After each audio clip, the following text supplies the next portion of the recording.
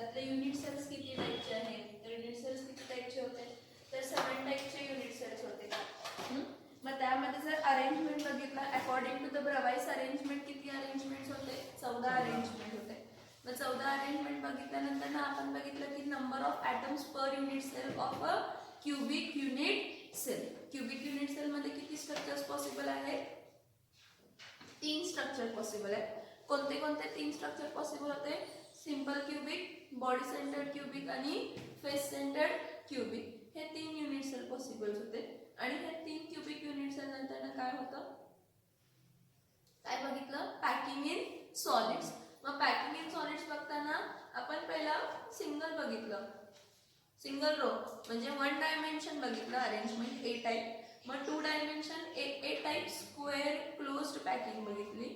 मग A B type hexagonal closed packing 2 dimension बघितली. मग हा बेस घेऊन, हा काय घेऊन, हा बेस घेऊन आपण काय बघितलं तर 3 डायमेन्शनल पॅकिंग इन सॉलिड्स. मग 3 डायमेन्शनल पॅकिंग इन सॉलिड्स मध्ये आपण कोणतं कोणतं टाइप बघितलं, ए टाइप लेअर रिपीट होत होती. त्यानंतर ना ए बी लेअर होत होती, त्याला आपण तो हेक्सागोनल क्लोज्ड पॅकिंग. आणि लास्ट जे होतं त्यामध्ये कोणतं A B C type of packing, त्याला आपण काय म्हणत होतो, एबीसी टाइप ऑफ पॅकिंगला आपण काय म्हणत होतो, क्युबिक क्लोज्ड पॅकिंग. एबी टाइपला हेक्सागोनल क्लोज्ड पॅकिंग आणि एबीसी टाइपला क्युबिक क्लोज्ड पॅकिंग. कोणता होता, क्युबिक क्लोज्ड पॅकिंग. ठीक आहे. आता आपण नेक्स्ट बघूया पॅकिंग एफिशियन्सी म्हणून एक पॉइंट आहे, तो डिस्कस करूया.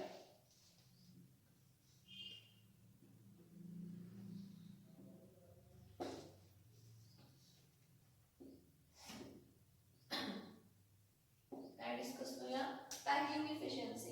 एक बघा, व्हॉट इज पॅकिंग इफिशियन्सी, ह्याचं पहिला मीनिंग समजून घ्या. पॅकिंग इफिशियन्सी म्हणजे काय, एखादा युनिट सेल आहे, त्या युनिट सेल मध्ये किती टक्के जागा किंवा किती फ्रॅक्शन ऑफ जागा कॉन्स्टिट्यूएंट पार्टिकल्सने घेतलेली आहे आणि किती टक्के जागा मोकळी आहे. मोकळी जागा म्हणजे व्हॉइड असतो.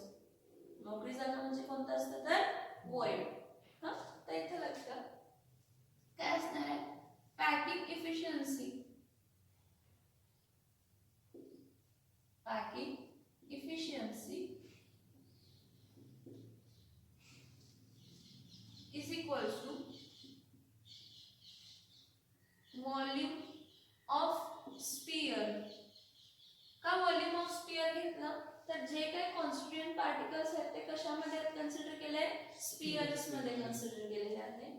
त्यानंतर ना नंबर ऑफ स्फियर म्हणजे नंबर ऑफ कॉन्स्टिट्यूएंट पार्टिकल्स. इथं स्फियर्स जे आहेत ते शेप आहे, कोणाचा शेप आहे, स्फियर कॉन्स्टिट्यूएंट पार्टिकल्स. कोणाचा शेप आहे, constituent particles. So packing efficiency is equals to काय आहे, volume of sphere into number of sphere divided by काय करणार आहे, volume of cube. Divide by काय करणार आहे, व्हॉल्यूम ऑफ क्यूब. आता हा जर व्हॉल्यूम ऑफ क्यूब कन्सिडर केला, काय कन्सिडर केला, व्हॉल्यूम ऑफ क्यूब. क्यूबिकचं बघणार आहे आपण, पॅकिंग इफिशियन्सी कोणाची बघणार आहे, क्यूबिक युनिट सेल. तर व्हॉल्यूम ऑफ क्यूब काय असतं, ए क्यूब. व्हॉल्यूम ऑफ क्यूब काय असतं, ए क्यूब. कारण लेंथ पण सेम असते, ब्रेथ पण सेम असते आणि हाईट पण काय असते, सेम. फक्त मी एवढा फॉर्म्युला लिहिते तर मला आन्सर फ्रॅक्शन्स मध्ये मिळणार. कशामध्ये मिळणार, फ्रॅक्शन्स मध्ये. जर मी ह्याला मल्टिप्लाय बाय 100 केलं तर मला आन्सर कशामध्ये मिळणार आहे, तर पर्सेंट. पॅकिंग इफिशियन्सी कशामध्ये मिळणार आहे, तर पर्सेंटेज मध्ये. So what is packing efficiency, packing efficiency gives or tells us about how much a particular unit cell is filled and how much it remains empty. Now आपण cubic unit cell किती टाइपचे बघितलेले आहेत, cubic unit cell किती टाइपचे बघितलेले आहेत, cubic unit cell किती टाइपचे बघितलेले आहेत. कालच्या लेक्चरला आपण बघितलं क्यूबिक युनिट सेल किती टाइपचे बघितलेले होते. क्यूबिक युनिट सेल 3 टाइपचे होते ना क्यूबिक युनिट सेल,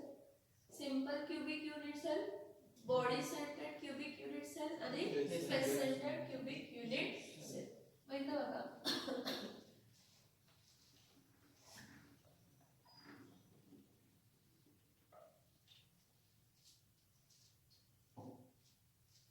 सगळ्यात पहिला मी पहिला टाकते packing efficiency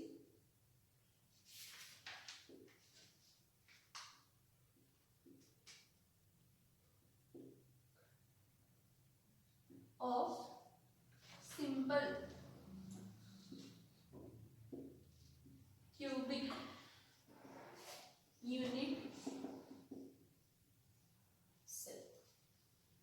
Packing efficiency of what? Simple cubic unit cell.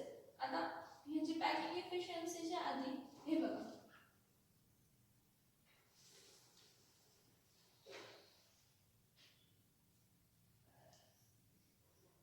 हा आपला युनिट सेल आहे. ठीक आहे. आता हा युनिट सेल मध्ये पॅकिंग कसं झालंय, H2H पॅकिंग कसं झालंय, H2H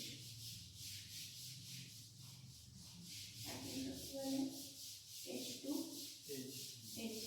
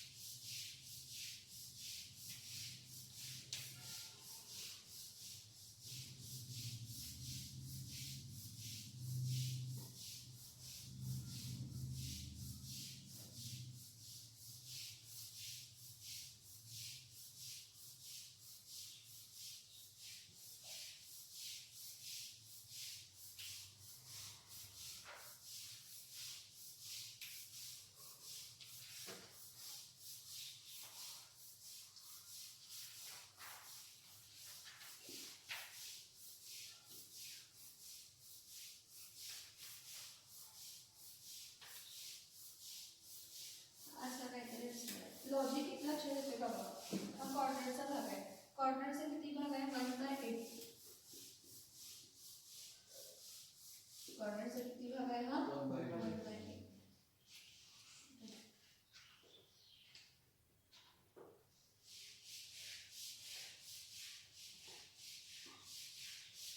आपला काय आहे, युनिट सेल आहे.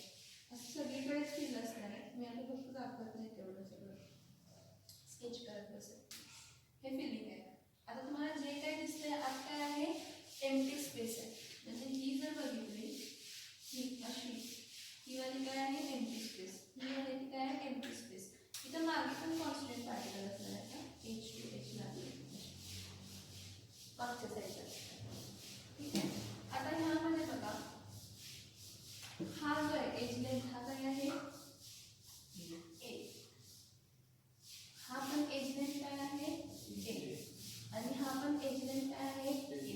कारण का फर्स्ट क्यूबिक युनिट सेल, एखाद्या क्यूबिक युनिट सेलसाठी काय सेम असते, लेंथ काय असते, सेम. मग आपण इथं काय घेणार आहे, volume of cube is equals to काय येणार, A. Volume of cube is equals to काय येणार आहे, A. ठीक आहे, नो प्रॉब्लेम. पण मला काय फाइंड करायचं आहे, पॅकिंग एफिशियन्सी फाइंड करायचं आहे. ठीक आहे. तर मी काय म्हणते, इथं number of constituent particles per unit cell of SCC. SCC म्हणजे simple cubic unit cell. Number of atoms per unit cell आपण काल बघितलेत का? काय बघितलंय की इथं लिहिलंय there are 8 corners.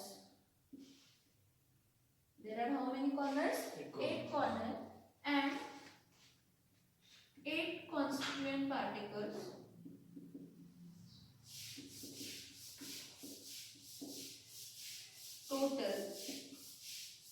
and they share how much? 1/8. And they share to a unit cell 1/8 of each. 1/8 of each. ह्याचं मिनिंग समजते का बघा. टोटल किती आहे कॉन्स्टिट्यूएंट पार्टिकल? 8 आहे. 8 कॉन्स्टिट्यूएंट पार्टिकल आहेत. 8 कॉर्नर्स आहेत. 8 कॉर्नर्स आहेत. 1 2 3 4 5 6 7 आणि इथं काय येणार आहे? 8. किती शेअर होत आहे? 1/8. म्हणजे मी तुम्हाला म्हटलं की एक बॉल घ्या. त्या बॉलला किती पार्ट मध्ये कट करा? 8 पार्ट मध्ये. जो 1/8 पार्ट असेल तो एक युनिट सेल बरोबर काय होतोय? शेअर होतोय. ठीक आहे. मग इथं काय लिहिणार आहे? Number of constituent particles per unit cell is equals to 8 constituent particle होते.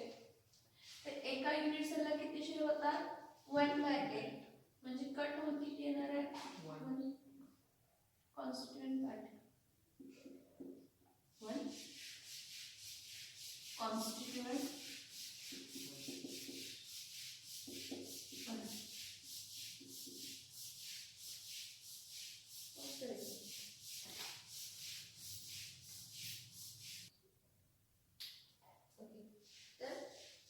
जर आपण simple cubic unit cell consider केला तर त्या सिंपल क्यूबिक युनिट सेल मध्ये नंबर ऑफ कॉन्स्टिट्यूएंट पार्टिकल किती आहे? 1. एक कॉन्स्टिट्यूएंट पार्टिकल आहे आणि तो स्फेरिकल आहे, होय की नाही? मग इथं काय लिहिणार आहे? व्हॉल्यूम ऑफ स्फिअर आपल्याला काय माहिती असते? व्हॉल्यूम ऑफ स्फिअर म्हणजे किती असते? 4/3 पाय r क्यूब. ओके. आता बघा हां, volume of sphere with respect to काय आहे? रेडियस आहे. आपला एज लेंथ पासून व्हॉल्यूम ऑफ क्यूब मिळाले ते काय आहे? a क्यूब आहे. म्हणजे हा पण कशाच्या फॉर्म मध्ये यायला पाहिजे? r च्या फॉर्म मध्ये. हा कशाच्या फॉर्म मध्ये यायला पाहिजे? r च्या फॉर्म मध्ये. मग r च्या फॉर्म मध्ये येण्यासाठी एक लक्षात की ही जी एज लेंथ आहे ह्या एज लेंथला कॉन्स्टिट्यूएंट पार्टिकल चिटकून आहेत बघा इथे. Edge to edge. Edge to edge म्हणजे तर r आणि इथं काय येणार आहे? समजतंय का? म्हणजे हा r आहे म्हणजे a इक्वल्स टू किती r आहे? इथं पण बघा हा वरचा r आणि हा खालचा r. एवढा पार्ट आणि एवढा पार्ट. r आहे का? बरं. हा r आणि हा पण काय आहे? r. असणार की नसणार आहे? असणार की नसणार? असणार. मग आपण काय म्हणणार? For simple cubic unit cell a is equals to किती असतं? 2r. For simple cubic change होतं. बॉडी सेंटरसाठी चेंज होतं. फेस सेंटरसाठी पण काय होत असतं? चेंज होत असतं. तर मी काय म्हटलं? For simple cubic unit cell a is equals to किती r आहे? 2r. मग a is equals to 2r आहे. मग मी काय लिहिणार आहे? For volume of cubic unit cell is equals to काय येणार आहे? a चा क्यूब. a चा क्यूब म्हणजे किती असणार आहे? 2r चा क्यूब. आणि 2r चा क्यूब म्हणजे किती असणार आहे? 8r cube. किती असणार आहे? 8r cube. समजते काय पर्यंत सांगा? समजते का बघा? सगळ्यात आपण काय फाइंड करतोय? Packing efficiency of simple cubic unit cell. Packing efficiency of simple cubic unit cell साठी मला पहिला माहित असायला पाहिजे की सिंपल क्यूबिक युनिट सेल मध्ये किती कॉन्स्टिट्यूएंट पार्टिकल्स आहेत.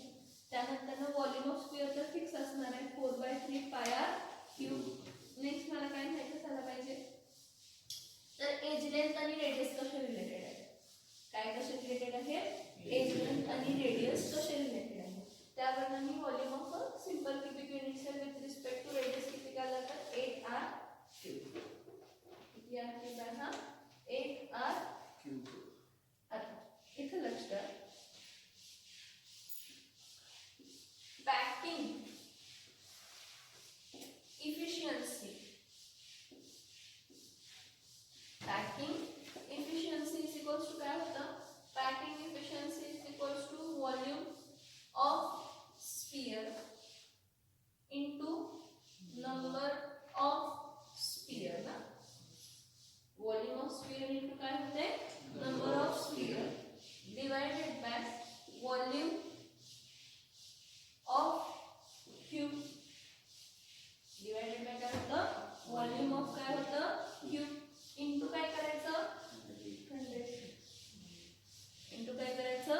100 म्हणजे इथं पॅकिंग इफिशियन्सी पर्सेंट मध्ये मिळते.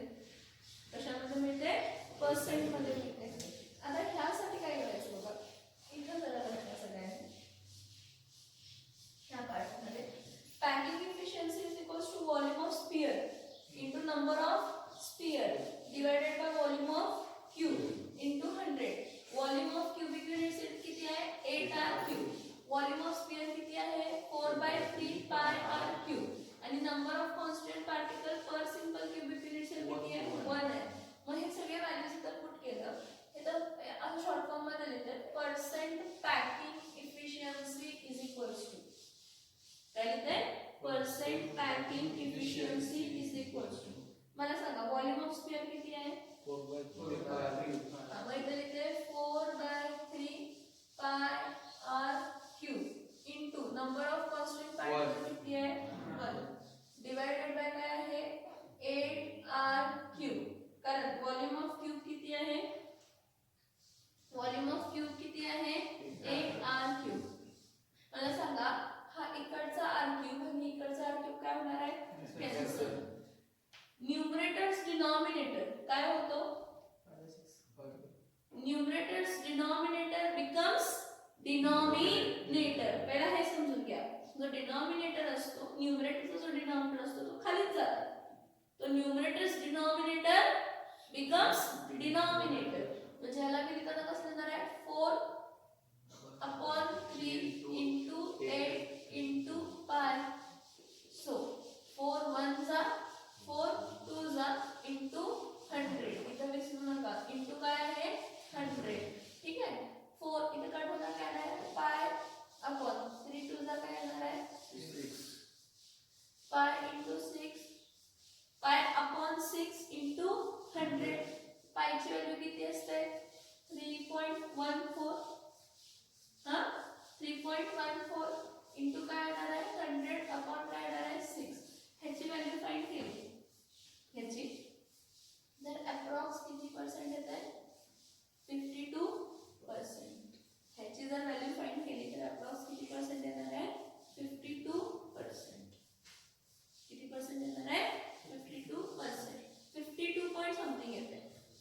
52 पॉइंट समथिंग येते, तर मी घेतलं नाही. हा 52%. मग आता void म्हणजे काय असते? Empty space. मग 100% आहे, 100% मध्ये 52% भरलंय म्हणजे एम्प्टी किती टक्के राहते? 48%. मी जर हे कॅल्क्युलेट करून बघते 3.14 इंटू 100 किती पॉइंट येते, कारण 48 म्हणजे 47 अप्रॉक्सिमेटली असते. इथं लक्ष द्या, हा 3.14 चा काय होणार आहे? 314 का 314 इंटू 100 आहे ना. 6 5 जा 30 राहिलं किती? 14. 6 म्हणजे 6 2 जा 12 राहिलं किती? 2. इथं 0 येणार, इथं काय येणार आहे? पॉइंट. 6 म्हणजे 6 2 जा 12 6 3 जा 18 म्हणजे 52.33 रेकरिंग आहे. म्हणजे त्याला अप्रॉक्सिमेटली 52.33 आहे, म्हणून आपण 52 पॉइंट काय कन्सिडर करूया? 4 कन्सिडर करूया. 33 रेकरिंग आहे. इथं 52 पॉइंट काय घेते? 4%. जर मी इथं 52.4% घेतलं तर इथं काय येणार आहे? 47 पॉइंट. परफेक्ट आहे. मला सांगा अप्रॉक्सिमेटली 50% भरलेलं आहे आणि 50% काय आहे? एम्प्टी. 50% नियरली काय आहे? भरलंय आणि 50% काय? एम्प्टी. त्याच्याचकडे जाऊ नका. 52% नाही, 52% म्हणजे नियरली 50%. 47% म्हणजे नियरली 50%. म्हणजे आपण काय म्हणतो की 50% भरलंय आणि 50% काय आहे? एम्प्टी आहे. काय? तर सिंपल क्यूबिक युनिट सेल. म्हणून आपण म्हणतो की packing efficiency simple cubic unit सेलची स्ट्रॉंग असल्यामुळे त्याची स्ट्रेंथ काय नसते? जास्त काय नसते? जास्त नसते. परत एकदा बघा, packing efficiency of simple cubic unit cell मध्ये पहिला मी क्यूबिक युनिट सेल ड्रॉ करून घेतला. ठीक आहे. ह्या क्यूबिक युनिट सेल मध्ये आपल्याला असं दिसलं की हे 8 to 8 जॉईंट होत आहे. एज लेंथ बघा सगळ्यांची कशी होते? 8 to 8. मग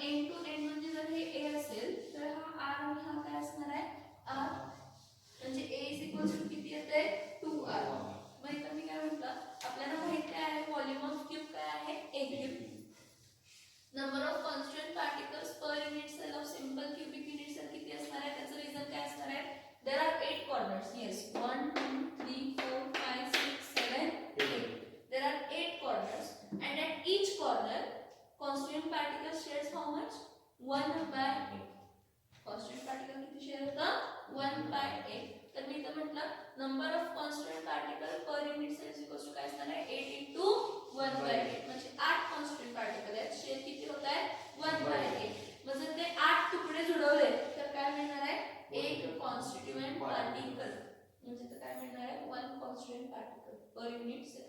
मग नेक्स्ट आपण काय केलं व्हॉल्यूम ऑफ स्फियर आपल्याला माहित असते. काय असतं volume of sphere 4/3 pi r cube. हा for simple cubic unit cell आपण फिगर वरने बघितलं काय की a is equals to किती r असतं a is equals to किती r असतं 2r असतं. So volume of cubic unit cell म्हणजे काय असणार आहे a क्यूब म्हणजे a 2r चा काय असणार आहे होल क्यूब. मग 2 चा क्यूब काय येणार आहे 8 8 चा क्यूब 8 क्यूब. फक्त हे खाली लिहिलंय इथं आणि परत मी रब करत बसले तर हे होणार म्हणून मी तुम्हाला एकाच बोर्डवर सगळं दाखवते. पर्सेंट पॅकिंग इफिशियन्सी काय आहे percent packing efficiency is equals to काय असते volume of spheres into number of constituent particles or number of spheres divided by volume of cube into, but this all are in terms of radius. Yes, they all are in terms of radius. So packing efficiency percent is equals to 4/3 pi r cube into 1 divided by 8 r cube into 100. इथं r cube आणि r cube काय होणार आहे cancel. r cube cancel झाला. Numerators denominator becomes denominator म्हणजे 3 खाली आला 4/3 4 into pi divided by 3 into काय आला 8 4 1 चा 4 2 चा 3 2 चा काय आला 6 pi/6 into 100 म्हणजे 3.14/6 into 100. हे जेव्हा आपण पॉइंट केला तर किती आला 52.33. हा 33 म्हणजे आपण काय घेतला 4 आणि मग जर 52.4% भरलेला आहे तर एमटी किती असणार आहे 100 मायनस 52.4 किती आला 47.6. मग तसं नियरली अप्रॉक्सिमेटली कन्सिडर केलं तर हा जो काय आहे तो काय किती टक्के भरला आहे किती टक्के एमटी आहे 50% अप्रॉक्सिमेटली भरला आहे आणि 50% अप्रॉक्सिमेटली एमटी आहे. त्यामुळे सिंपल क्यूबिक युनिट सेलची स्ट्रेंथ इतकी जास्त नसते. सिंपल क्यूबिक युनिट सेलची स्ट्रेंथ इतकी जास्त नसते. आता एक इकडे इम्पॉर्टंट रिलेशन्स बघा. त्यामध्ये लक्षात काय ठेवायचं for simple cubic unit cell एखाद्या सिंपल क्यूबिक युनिट सेल साठी a इज इक्वल्स टू किती r असतं म्हणजे r इज इक्वल्स टू काय असतं a अपॉन काय असतं 2. हा आणि त्यांची पर्सेंट पॅकिंग इफिशियन्सी किती असते पर्सेंट पॅकिंग इफिशियन्सी किती असते 52.4% आणि व्हाईट स्पेस किती असते तर व्हाईट स्पेस किती असणार आहे का व्हाईट स्पेस 47.6%. हे 4 पॉइंट लक्षात ठेवा. अजून एक रिलेशन आहे ह्यामध्ये ते सांगते. कन्सिडर करा की हा जर कॅटायन आहे आणि हा जर काय आहे एनायन. कॅटायन आणि काय आहे एनायन. तर a इज इक्वल्स टू जिथं मी 2r घेतलंय तिथं मला काय घ्यायला पाहिजे हा जर कॅटायन आहे एवढा एक कॅटायन मग एनायन असे अरेंज होतात ना. मग हा जर कॅटायन आहे आणि हा जर एनायन आहे तर हा 2r कसा होणार आहे इथं दिसेल वरती हा इथं बघा a इज इक्वल्स टू काय येणार आहे r plus plus r minus. a is equals to काय येणार आहे r plus plus r minus. कारण तुम्हाला असे न्यूमरिकल्स असतात की ज्यामध्ये तुम्हाला एज लेंथ दिले आणि कॅटायनचा लेंथ दिले आणि तुम्हाला काय फाइंड करायचं आहे एनायन फाइंड करायचं आहे. मग तुम्ही काय करणार आहे a minus edge length of cation is equals to काय येणार आहे एनायन और a minus anion is equals to काय येणार आहे कॅटायन. लक्षात येते का हा लॉजिक की नाही. 2r का घेतलं तर सेम ॲटम कन्सिडर केलं पण क्रिस्टलाइन सॉलिड मध्ये जर कॅटायन आणि काय असतील यूज करायला लागतो न्यूमरिकलसाठी. कशासाठी? न्यूमरिकलसाठी. हा पॉइंट समजला? ह्यामध्ये काही डाऊट असेल तर मला सांगा. आहे का काही डाऊट ह्यामध्ये?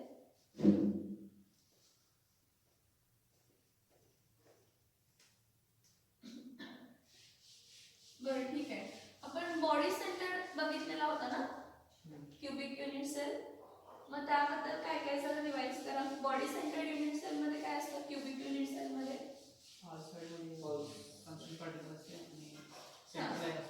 कॉन्स्टंट पार्टिकल 8 कॉर्नर्सला असणारच आहे. असणार ना? हा, कॉन्स्टंट पार्टिकल्स 8 कॉर्नर्सला असणारच आहेत आणि ते 8 कॉन्स्टंट पार्टिकल्स त्या कॉर्नर्सला किती शेअर करणार आहेत? किती शेअर करणार आहेत? 1/8 शेअर करणार. दुसरं आणि काय?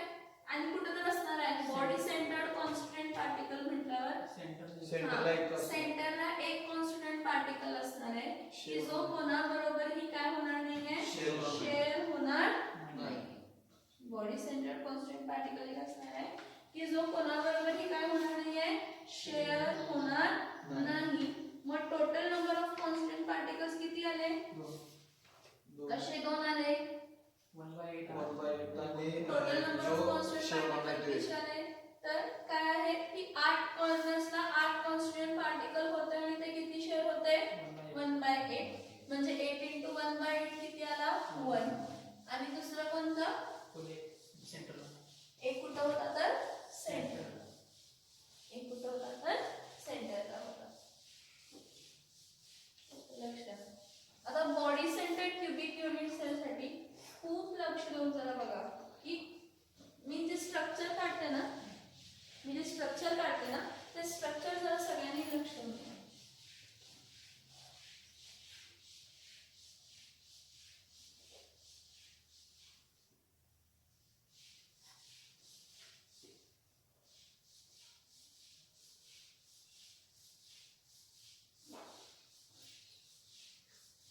नेक्स्ट पॉइंट बघा. Packing efficiency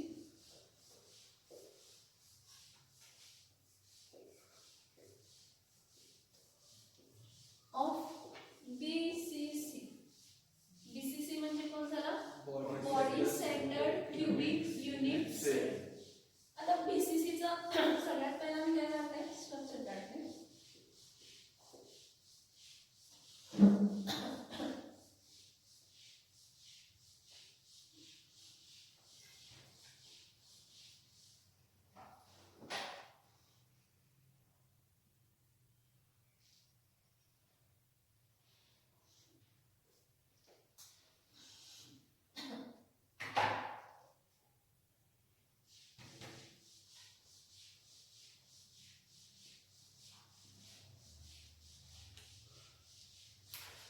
body centred cubic unit सेलला कधी पण H2H जॉईंट नसते. कसं जॉईंट नसते? H2H जॉईंट नसते. त्याचं रिझन काय? सेंटरला एक आहे जो की ह्या सगळ्या 8च्या 8ला टच होत आहे. सेंटरला जो असतो तो किती जणांना टच होतो? 8च्या 8ला टच होत असतो. त्यामुळे हा H2H येणार नाही. मग ह्यात सगळ्यात मोठा प्रॉब्लेम हाच येतो की हा जर H2H येत नाही मग त्याची एज लेंथ किती असेल?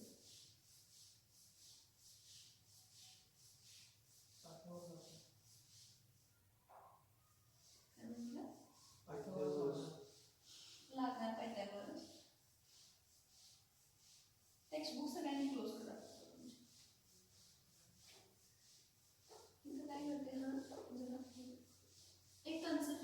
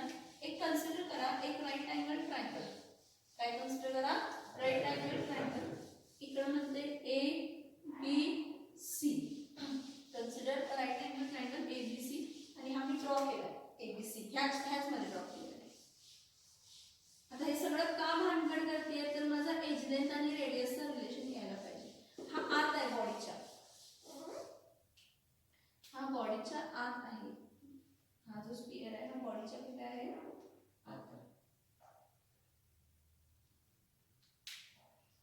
समजतंय ना आता तरी की आत आत आत असल्यासारखं वाटतंय ना ठीक हा राईट अँगल ट्रायंगल आहे ए बी सी ए बी तर काय असणार आहे ए बी सी पण काय असणार आहे ए बी पण ए आणि बी सी पण काय असणार आहे ए जर ए बी आणि बी सी ए असेल तर मी बाय पायथागोरस थेरम काय फाइंड करू शकते एसी काय फाइंड करू शकते एसी आता जेव्हा मी एसी फाइंड करणार हा जो सी आहे ना हा या इनटू इथं टाकणार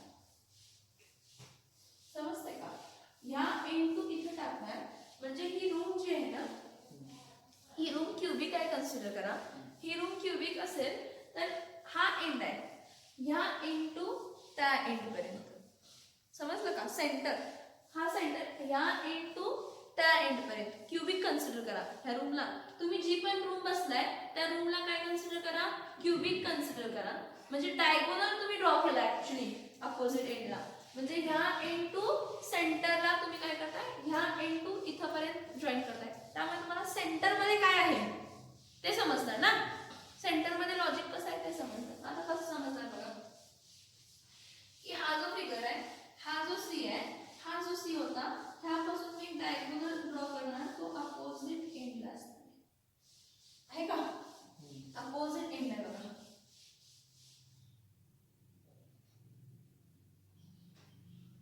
आणि ह्याला मी काय नाव देते डी काय नाव देते समजलं का सांगा मला हे समजलं का सांगा मला हे मग मला सांगा एडी तर काय असणार आहे ए जेव्हापर्यंत मी एसी फाइंड करत नाही जेव्हापर्यंत मी काय फाइंड करत नाही तेव्हापर्यंत मला सीडी मिळणार नाही मग जर मला एसी फाइंड करायचं असेल तर मी हे जाऊन फाइंड करणार आणि हा कसला अँगल आहे 90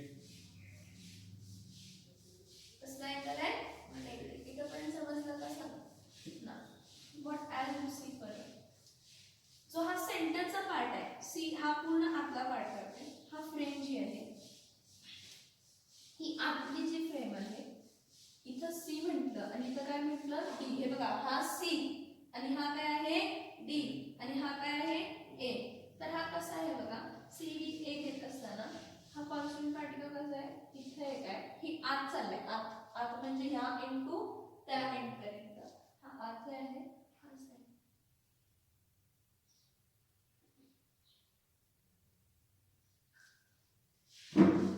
आतून कसा आहे हा असं असणार ना हा इथे एक स्फिअर आहे तिथे एक स्फिअर आहे सेंटरला आहे तो तर घ्यायला पाहिजे मग हा स्फिअर म्हणजे हा काय घेणार आहे आर हा स्फिअर म्हणजे हा काय घेणार आहे आर आणि हा स्फिअर म्हणजे हा काय घेणार आहे are so from figure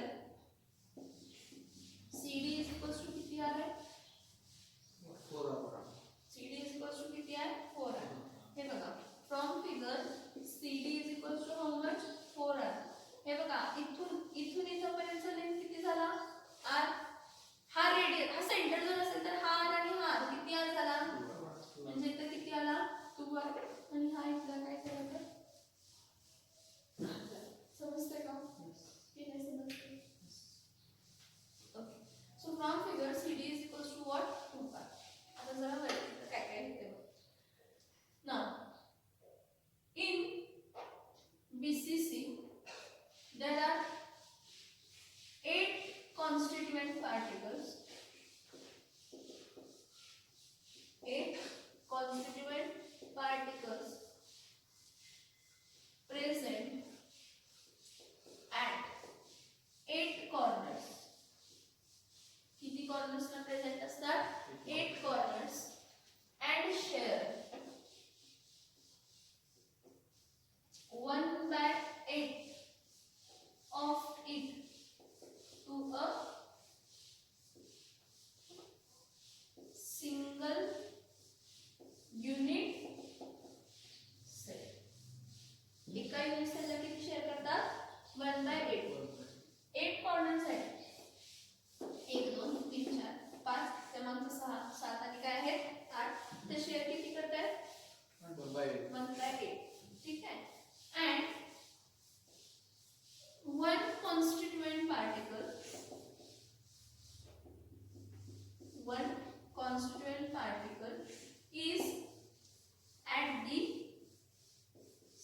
center of body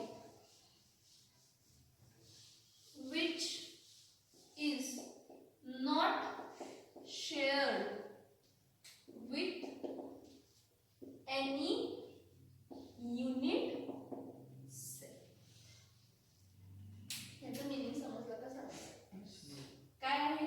In BCC there are how many constituent particles? 8.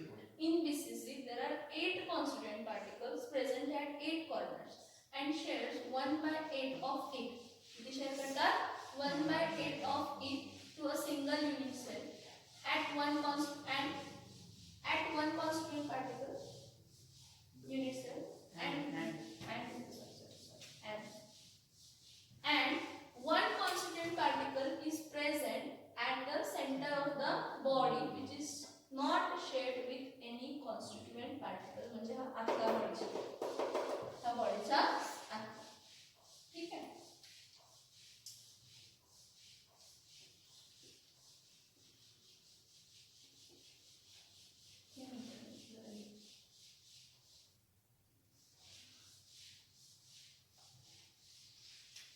Therefore, number of constituent particles per unit cell of BCC किती असणार आहे? number of constituent particles per unit cell 1/8 into काय असणार आहे? 8. म्हणजे 8 corners आहेत आणि ते किती शेअर होतात? 1/8 शेअर होतात. आणि बॉडीच्या आत एक आहे जो कोणाबरोबरही शेअर होत नाही. म्हणजे इथं 8 आणि हा 8 काय झाला? कट. म्हणजे इथं काय आला? 1 + 1 that is equals to 2. Number of constituent particles per unit cell of BCC is how much? 2. किती आहे? 2. येते का लक्षात की नाही येते? अंडर पुढे बघा.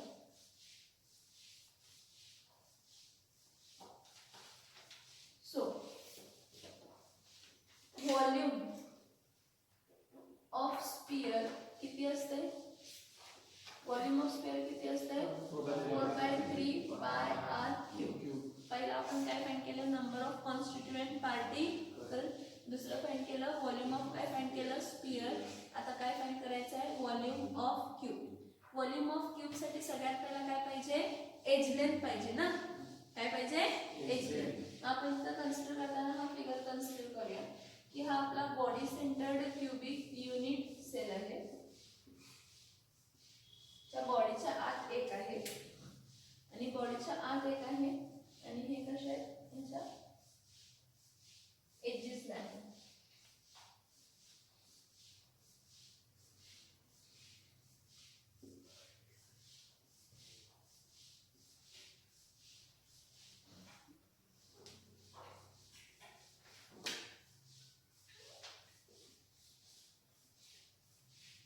एक लक्षात घ्या की आपण काय करूया? Consider from figure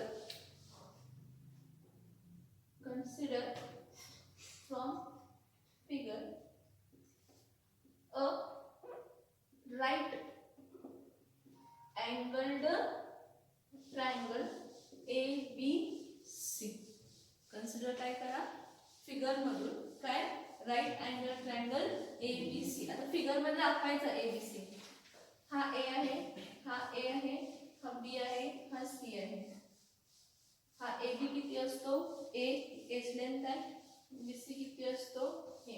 consider from figure right angle triangle ABC. We get काय?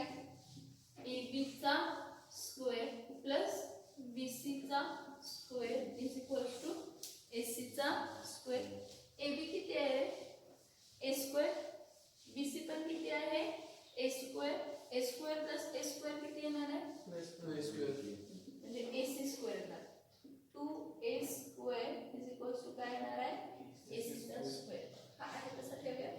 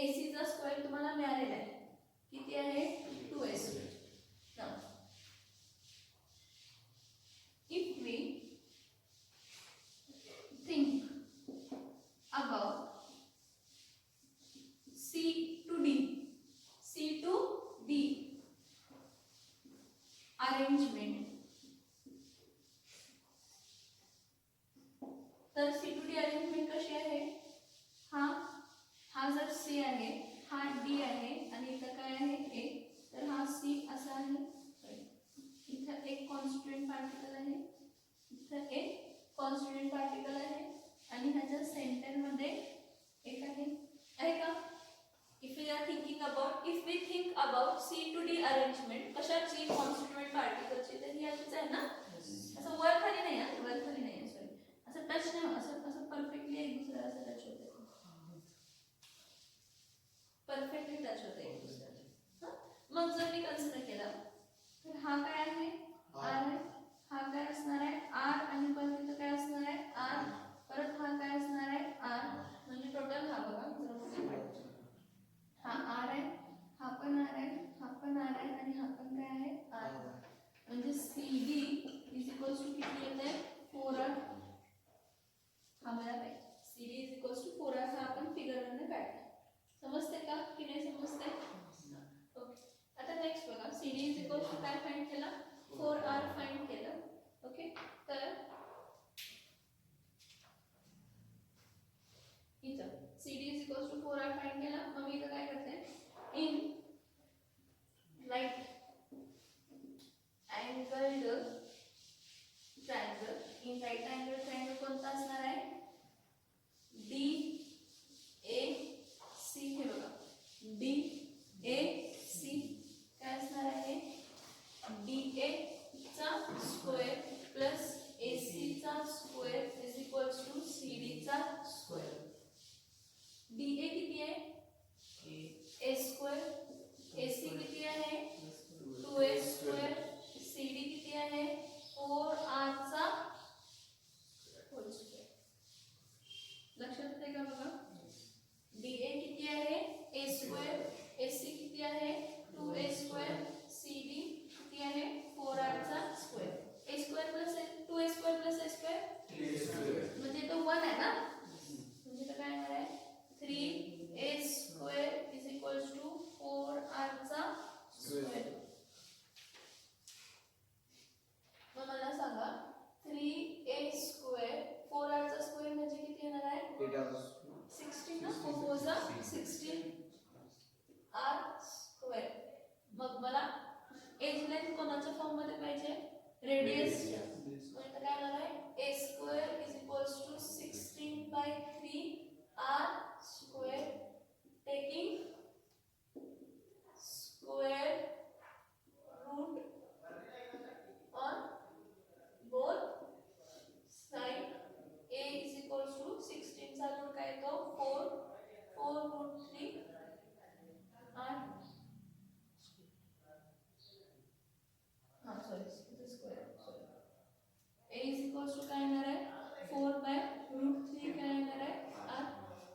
येते का? ह्याला आम्ही कसं लिहू शकतो, विथ रिस्पेक्ट टू रेडियस कसं लिहू शकतो, R इज इक्वल्स टू किती लिहू शकतो √3/4A. काय बघू शकतो √3/4A येऊ शकतं का, म्हणजे A इज इक्वल्स टू किती आहे, okay, edge length is equals to आपल्याला काय मिळाला 4/√3 काय मिळाला 8 आणि R इज इक्वल्स टू काय मिळाला √3/4A. इथपर्यंत समजलंय का बघा. नेक्स्ट पॉइंट मी नेक्स्ट लेक्चरला एक्सप्लेन करते.